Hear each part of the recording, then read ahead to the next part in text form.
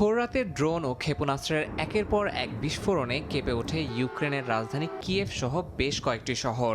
ইউক্রেনীয় সেনারা জানায় এক রাতেই রাশিয়া ছুড়েছে ৬০০-র বেশি ড্রোন ও ৩০টির বেশি ব্যালিস্টিক ও ক্রুজ মিসাইল। এ হামলায় শিশুসহ নিহত হন বেশ কয়েকজন। আহতদের মধ্যে অনেকের অবস্থাই আশঙ্কাজনক। একাধিক ভবন ধসে পড়ে এবং ধ্বংসস্তূপে আটকা পড়ে অনেকে। স্থানীয় কর্মকর্তাদের আশঙ্কা নিহতদের সংখ্যা আরও বাড়তে পারে। ইউক্রেনের বিমান বাহিনীর দাবি ৫৬৩টি ড্রোন ও ২৬টি মিসাইল প্রতিহত করেছে তারা। হামলায় ক্ষতিগ্রস্ত হয়েছে ইউরোপীয় ইউনিয়নের একটি ভবনও। ইউরোপীয় ইউনিয়ন কমিশনের প্রধান উর্সুলা ভন ডের লেয়েন বলেছেন, ভবনের ৫০ মিটারের মধ্যে ২০ সেকেন্ডের ব্যবধানে দুটি রুশ মিসাইল আঘাত হানে। তিনি এই হামলাকে বর্বরতা আখ্যায়িত করে বলেন, এমন আঘাত কেবল ইউক্রেন নয়, গোটা ইউরোপের নিরাপত্তার উপর হুমকি সৃষ্টি করছে। পাল্টা আঘাত হেনেছে ইউক্রেনও। দেশটির দাবি